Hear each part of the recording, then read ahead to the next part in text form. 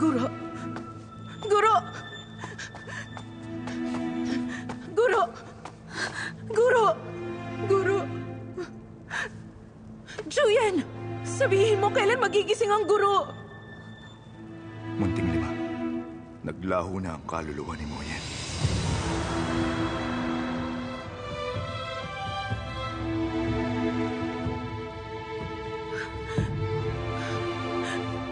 Ikaw ang pinakamagaling sa buong mundo, hindi ba? Hindi ba kapatid mo siya? Bakit ayaw mo siyang iligtas? Juyen! Bakit ayaw mo siyang iligtas? Munting Lima, inialay niya ang kanyang espiritu sa Batingaw. Hindi niya siya maililigtas.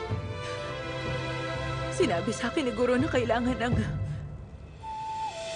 espiritong sinauna bilang alay sa Batingaw. Ngunit nabanggit din niya noon na siya ang lumikha ng Batingaw ng Dongwang. Tiyak na may paraan siya upang pigilan yon. Naniniwala ako sa kanya. Ang Guro ay tumanggap ng 3 hampas ng makalangit na kidlat para sa akin. Hindi pa naghihilom ang mga sugat niya. Kasalanan ko to. Bahit yan, kasalanan ko ang lahat. Munting Lima, naalala mo ang tinura ng guro bago siya nawala. Maghintay ka. Tama, sinabi nga niya yun.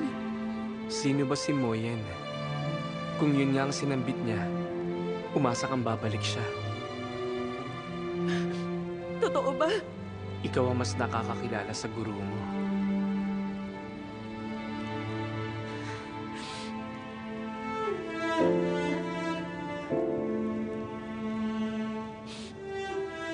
Tama. Sinabi niya na maghintay ako. Kaya tiyak na babalik siya.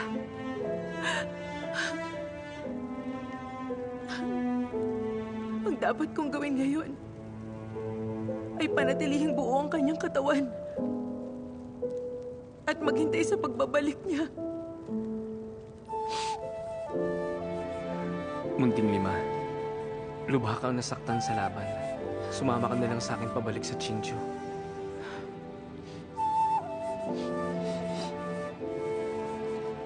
Hindi ako aalis. Dito lang ako. Kasama ni Guro.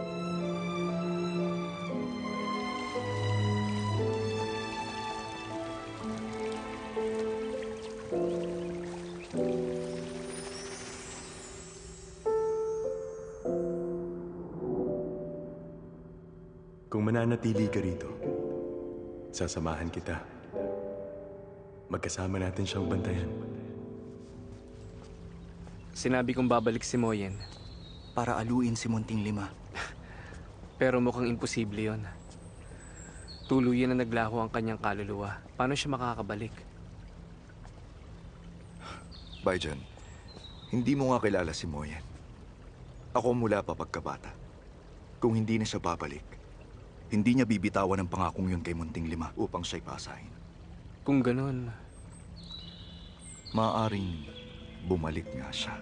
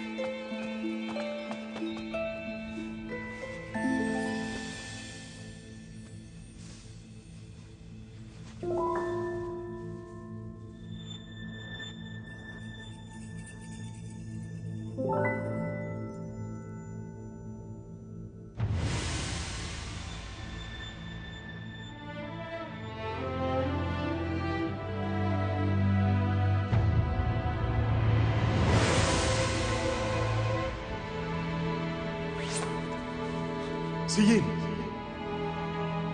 Tumigil ka! Anong ginawa mo?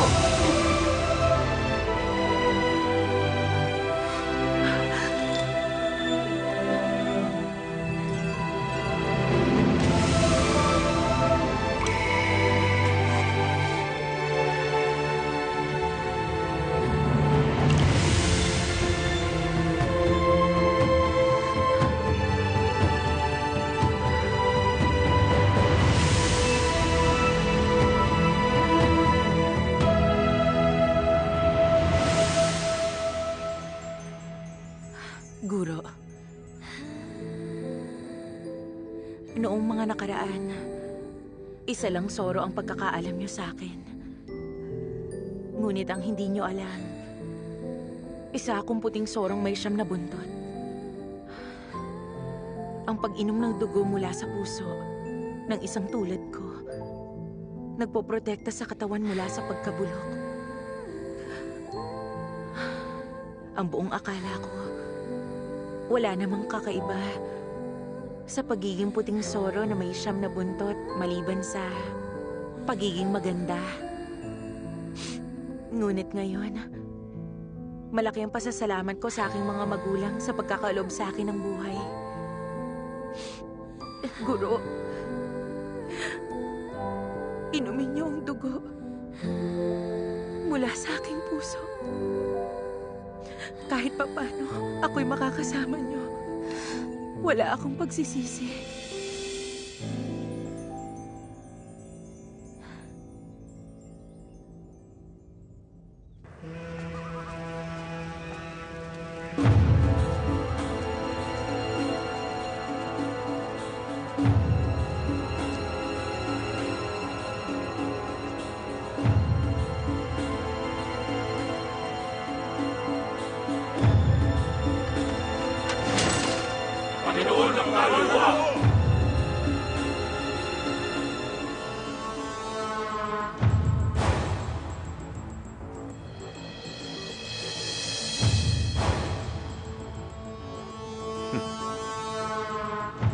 Magsitayo, aking mga alagad.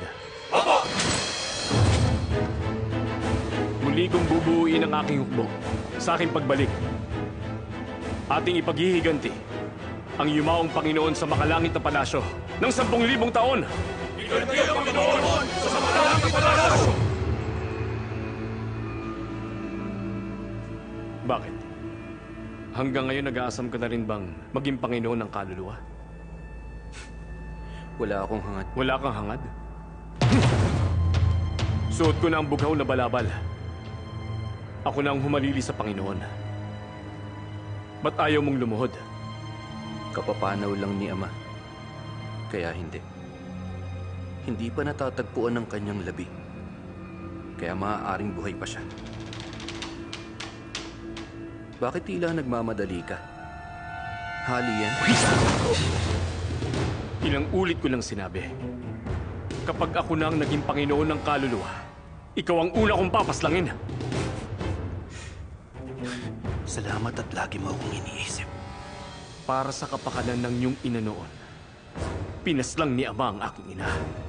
Kaya di ko palalampasin na paghigantihan kita. Tama. Sa mga kamay mo rin, namatay ang aking ina. Nabanggit mo na rin lang. Aaminin ko na ang lahat. Totoo nga yun.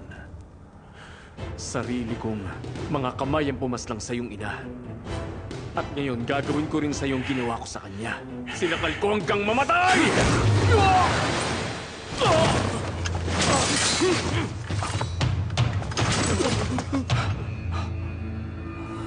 Napakalakas ng iyong kapangyarihan. Gamit ko yun bilang pananggalang. Hindi ko inakalang gagamitin ko sa'yo. Hindi na rin masama. Hali yan. Hindi maaari. Napakahina ng taglay mong kapangyarihan at balak mong lusubin ang makalangit na palasyo. Nais mong ialay ang aming mga buhay. 200,000 kami noon, ngayon 3,000 na lang. Ni minsan hindi mo nagawang isipin ang mga nabubuhay at bigyan galang ang mga namatay. Kahit konti. Hindi ka man lang nagpamalas ng pagdadalamhati sa yumaong Panginoon. Tanging ang bughaw na balabal at pagiging Panginoon ang mahalaga sa'yo. Paano ka magiging Panginoon kung wala kang dangal at malasakit? Ako ang hinirang na prinsipe. Anong mali kung ako ang magmana ng trono? Samantalang ikaw, nung ikaw ay nagbalik, nakatakdakang dakpin ng mga kawal. Hindi namin pagtataksilan ng kamahalan. Ang ikalawang prinsipe ang nais naming maging Panginoon. Kapag siya na ang Panginoon ng tribo ng kaluluwa, patatawarin ng makalangit na emperador ang daigdig ng kaluluwa. Nakipagsabwatan kayo sa makalangit na tribo? Dalhin siya sa artiko ng daigdig ng kaluluwa. Bantayan siya araw at gabi. Kaalyado niya ang gintong halimaw na leon. Dakpin agad siya at ipit. Nakasama si Lien. Tandaan niyo, huwag niyong babanggitin to sa prinsesa. Ang susuay, tiyak na kamatayan. Opo! Kayo dyan! Bitiwan niyo ako! Li Jing, hindi kita mapalalampas! Babalik ako at papaslangin kita! Bitiwan niyo ako! Ano ba kayo? Li Jing! Babalikan kita, tandaan mo yan! Li Jing!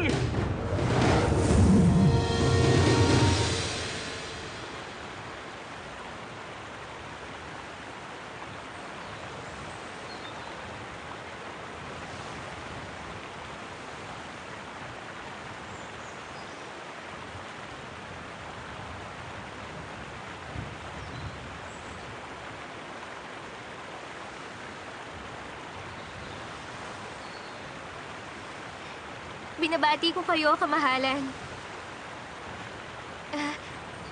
Binabati ko kayo dahil nagapi niyo ang mga rebelde.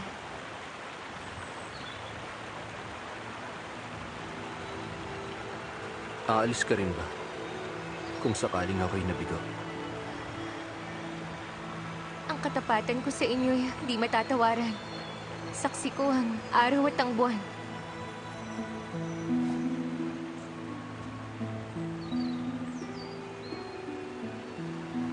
Good sorte.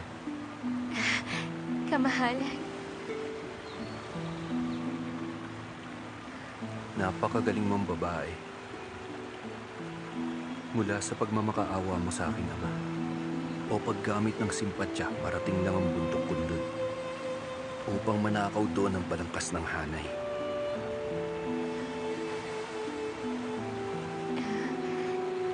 Ginawa ko ang lahat ng yun para sa'yo. Para sa akin? Tama.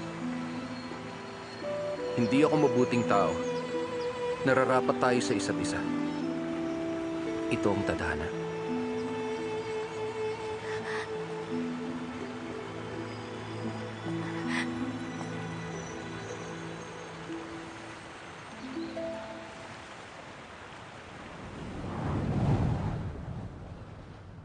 Si Moyen, mahigit 2 buwan na siyang pumanaw.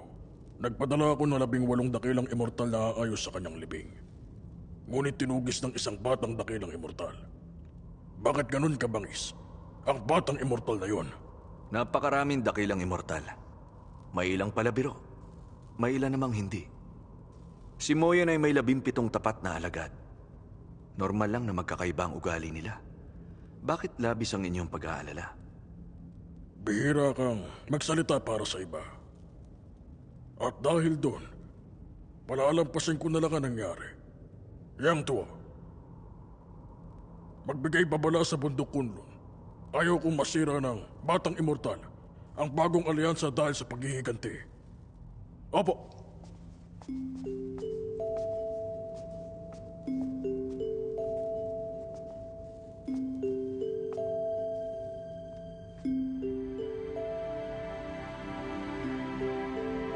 Yumuko ka sa mahal na emperador.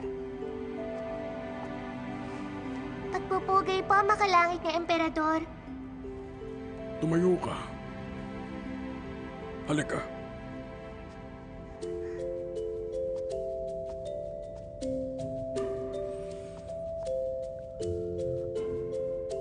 Ikaw ba'y pinagkalooban ng pangalan?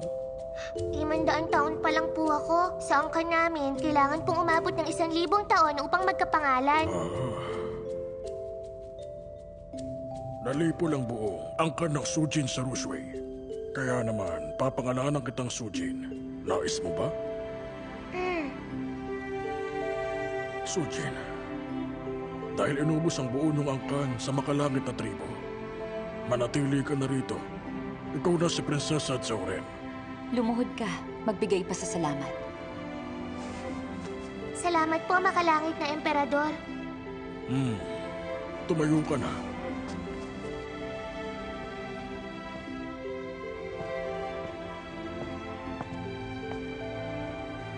Yang tuwa.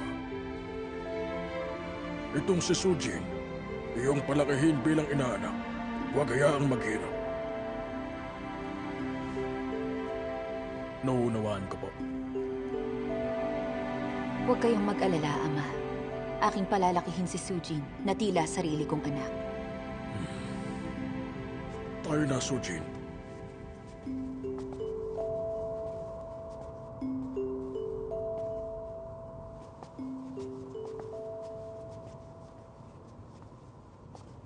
Si Sujin, nais ni Ama na palakihin ko siya.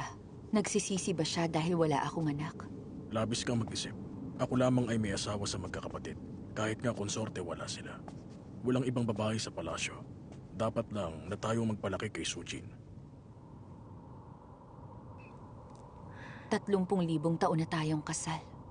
Wala tayong alam kung kailan pa tayo magkakaanak. Ukol sa iyong isipin, Konsorte Leshu. Marahil matatagpuan mo ang kasagutan sa bundok Kunlun.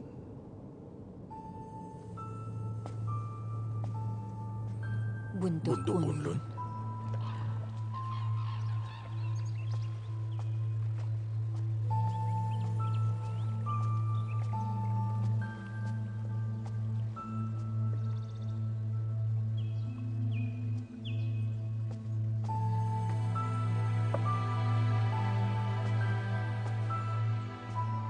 Diefong, Ang kanyang kadakalaan at kanyang konsorte. Siya ang 17 alagad. kadakilaan, kamahalan. Nagkita tayo noong dakilang digmaan. Naparito sila upang pag-usapan ng 2 tribo. Ako na magsasabi. Dakilang immortal, nagkaroon pala ng pagkaklas. Sa dakilang palasyo ng Simi, pinalayas ang unang prinsipeng Lien. Natanggap ng ikalawang prinsipeng si Li Jing ang bughaw na balabal at umupo sa trono sa koronasyon. Si Li Jing nag-alay ng lotos ng malamyos na buwan para sa makalangit na emperador na malugod nitong tinanggap. Ang makalangit na tribo at tribo ng kaluluwa, magkaalyado na ngayon. At hindi nyo nais magiganti ang bundok Kunlun, tama ba? Kusang nagpasakop ang Panginoon ng kaluluwa sa emperador upang mapanatili ang kapayapaan ng mundo at maiwasan na ang mga labanan. Bilang paboritong alagad ni Moyen, ayaw mo namang makitang naghihirap ang mga tao, tama?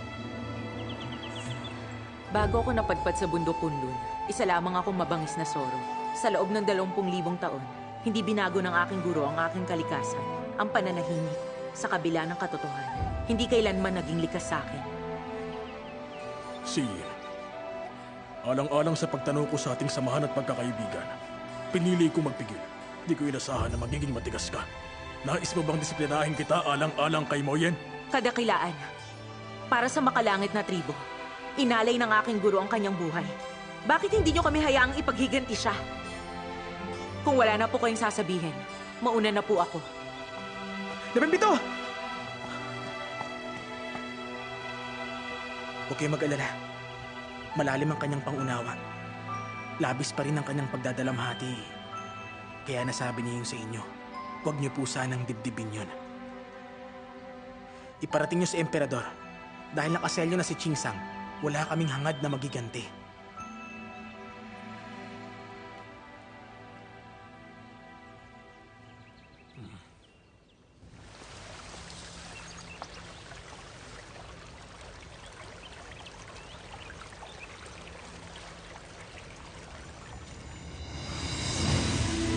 May humawak sa ganito ang lotus.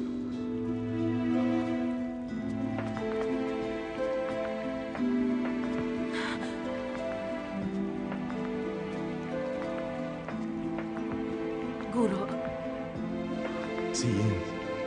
May humawak sa ganito ang lotus. Hindi na ako maaaring manatili rito.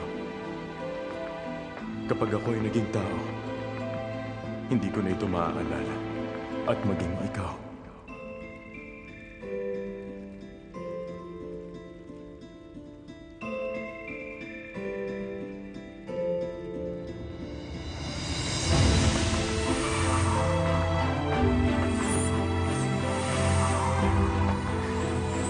Sige.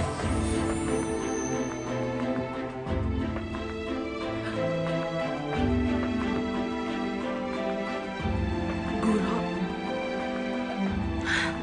Guro. Guro. Ikaw po ba yun, Guro?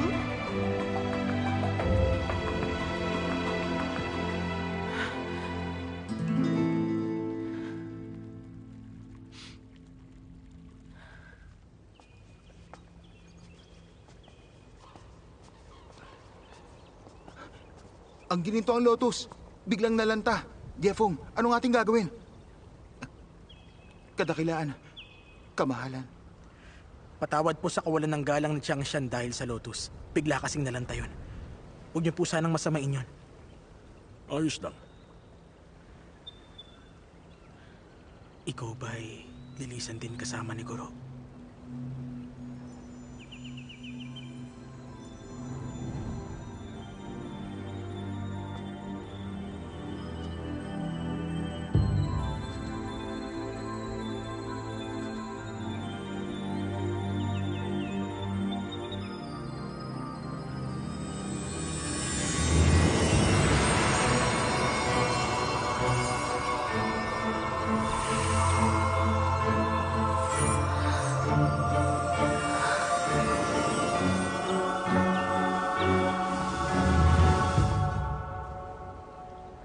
Huwag kayo matakot, kamahalan.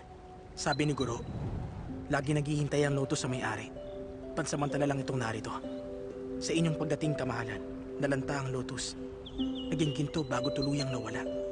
Sa aking palagay, kayo ang matagal na niyang hinihintay. Ako? Ngunit paano? Lahat ng bagay may dahilan at bunga. Mula nang bumalik si Amang Bathala, ilang libong taong inalagaan ni Guro ang lotus. Ngayong wala na si Guro, pagpapala pa rin ng gininto ang lotus, ay tinadhana sa inyo, kamahalan.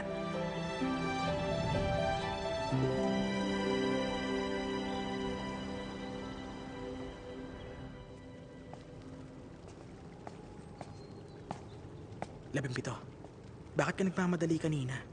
Nag-aalala ako sa'yo. Itigil mo na ang paghihiganti sa Panginoon ng kaluluwa. Paghihiganti? Inalay ni Guro ang sarili para sa kapayapaan. Bakit ko nanaisin yon? Tama. Ikaw ang paborito niyang alagad. Higit kang nakakaunawa sa kanya.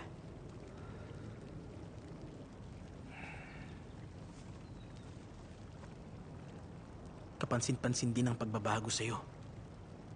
Tiyak na payapa ang Guro kung nasaan man siya. Matagal na rin nung siya'y pumanaw. Ngunit walang nagbago sa kanyang katawan. May kakaiba ba sa kuweba na ito? Marahil, isa tong pagpapala. Nang bumalik sa kawalan ng Amang Bathala, naglaho rin ang katawan niya. Pero ang katawan ng Guro, parang usap-usapan noon. Tungkol saan yun? Tungkol sa kaluluwang Jade. Kaluluwang Jade? Sa kasulatan, kung ang kaluluwang Jade ilalagay sa bibig ng namatay, hindi mabubulok ang katawan. Totoo kaya yun? Ayon yun sa kasulatan, kaya marahil totoo. Ngunit malabo na tayo makiisa sa tribo ng kaluluwa. Hindi man tayo magiganti, hindi rin tayo makikipag-ugnayan sa kanila. 17. Huwag mong pagtangka ang nakawin yon.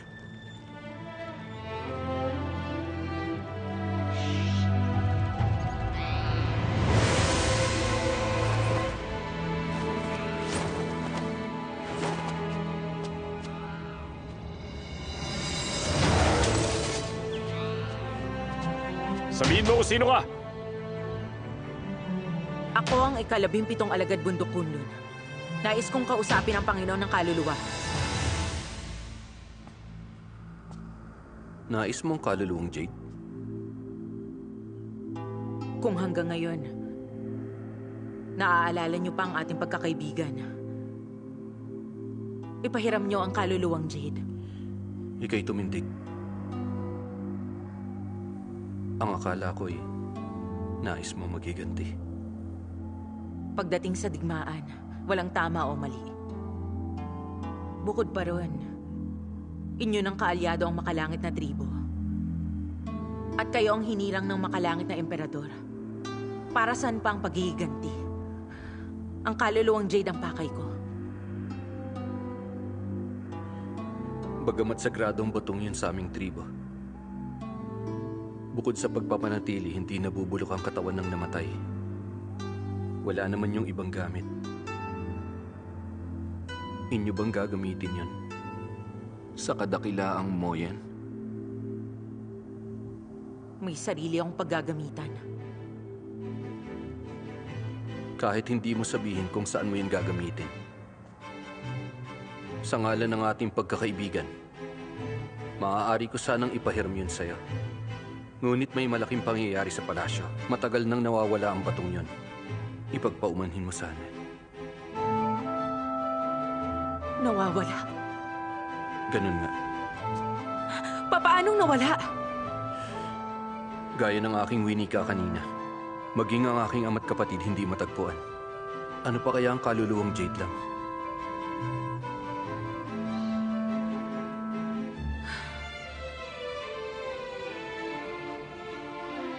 Salamat sa pagsabi mo sa akin.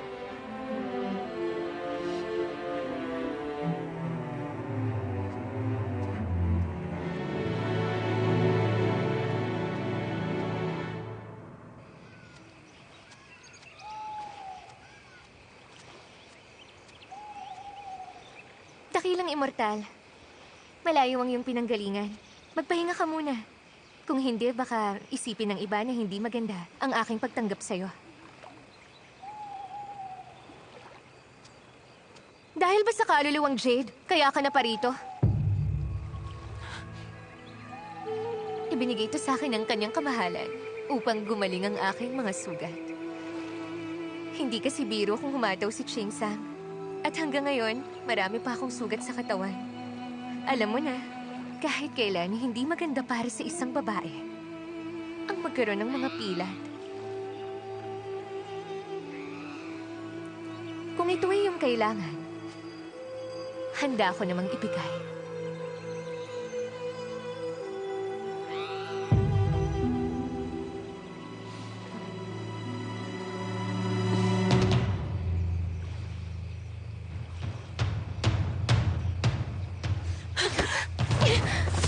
Ano ang iyong ginagawa?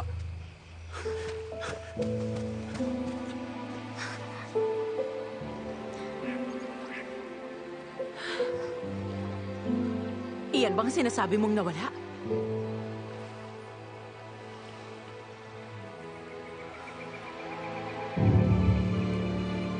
Makinig ka.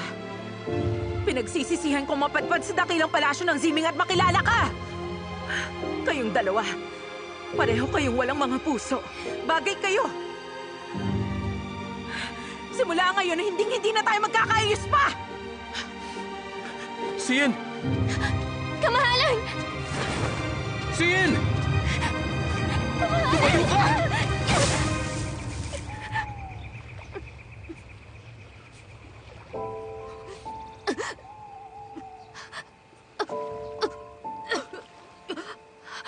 Magsabi ka. Ano ang iyong habol? Una kang nagsinungaling sa kanya na nawala ang bato. Ako'y nagdagdag lang ng apoy sa iyong kasinungalingan. Kailan kita binigyan ng pahintulot na makialam sa pagitan namin? Kahit kailan, hindi kayo naging tapat sa isa't isa. Noon sa paanan ng bundok Kunlun, nung buong araw kang nakinig sa mga kwento niya tungkol kay Moyen, nais mo siyang paslangin dahil naninibugho ka. Ngunit hindi ka man lang nagustuhan ni Sien. Mula sa makalangit na tribo. Kaya ako'y napagkatuwaan mo. Alam na alam ko ang bagay na yan. Ngunit alam mo ba, kahit kailan hindi ka sumagi sa puso niya. Tama na.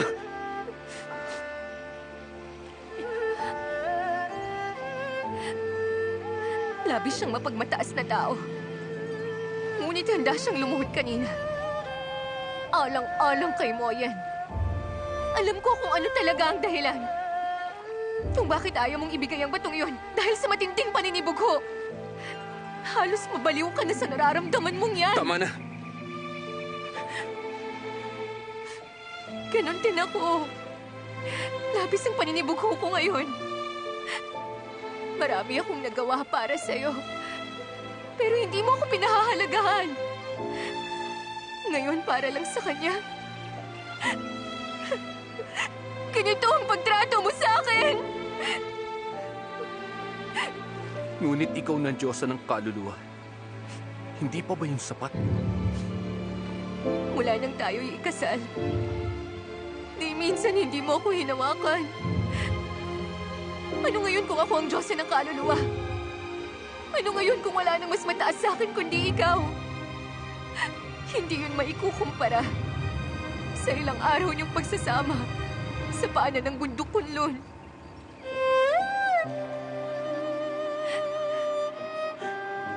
Huwag mo nang babanggitin ang bundok Kunlun.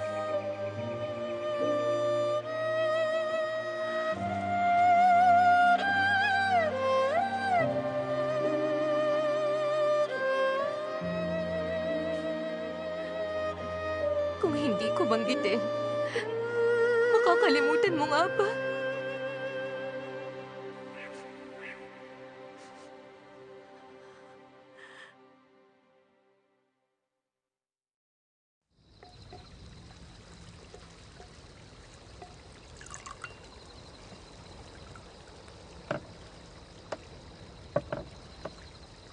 Matagal na rin mula nung kumain tayo ng sama-sama.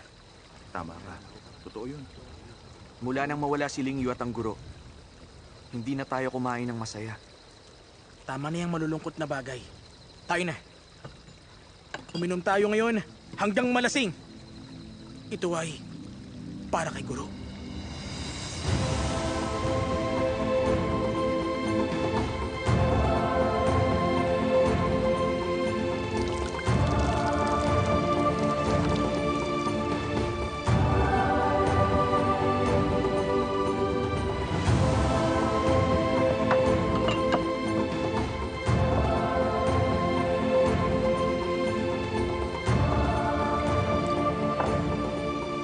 Ito naman para kay Lingyu.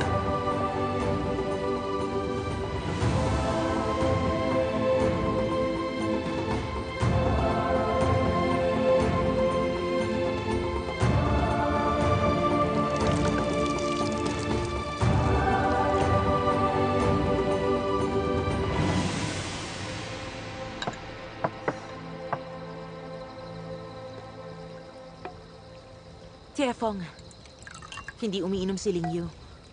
Huwag nating siyang lasingin. Oo nga. Tama. Mahina pala si Lingyu sa alak. Kumpara kay 17, wala siyang panama. O sige, simulan na. Kain na tayo. Inabot na ng 4 na oras sa pagluluto. Kailangan ubusin nyo yan. Aking mga kasama. Salamat.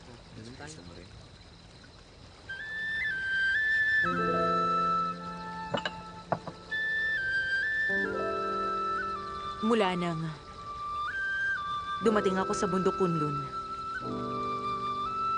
inaalagaan niyo ko ng husto kasama ni Guro. Ngunit nasangkot ako sa maraming gulo. Hindi nagsanay ng tama. Patawad sa inyo kung pinasakit ko ang ulo niyo at ni Guro. Para sa inyo.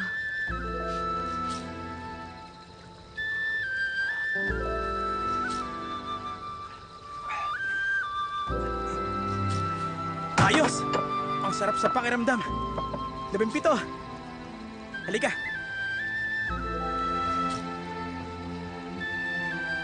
Dito. Maupo ka.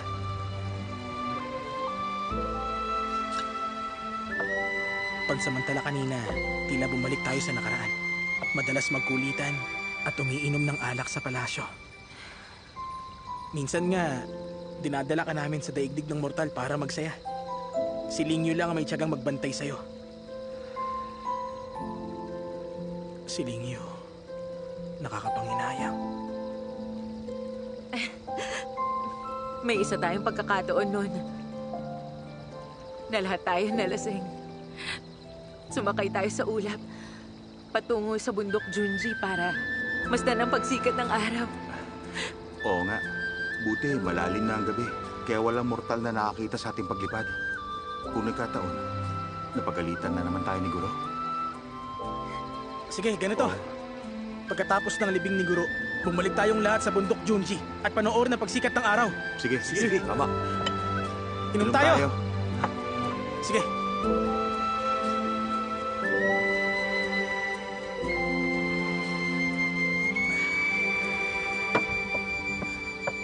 Ngayon, kumain tayo. Sige, tama. Gutom na ako. Salo tayo.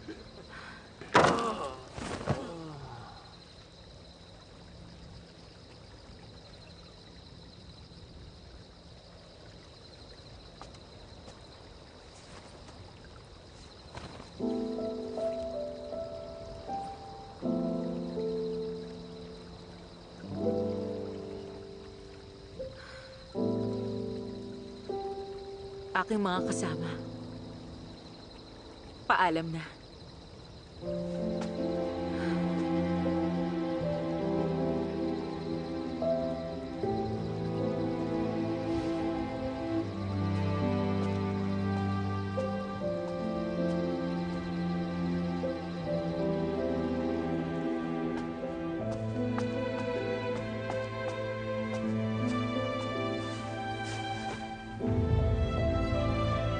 Guro,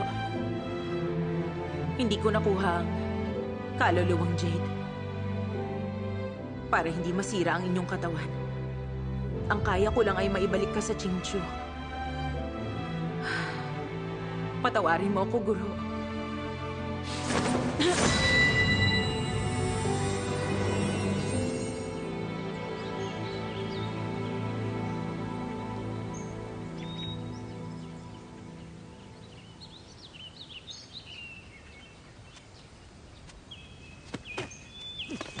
Pasensyo sa'yo eh! Palagi ka nalang sumusulpot! Huwag ka! Kain na ayaw nga makita! No! Umalis ka na! Umalis ka na rito! Makapayos mo ba? Ha? Ngayon ba? Kailangan mo masaktan!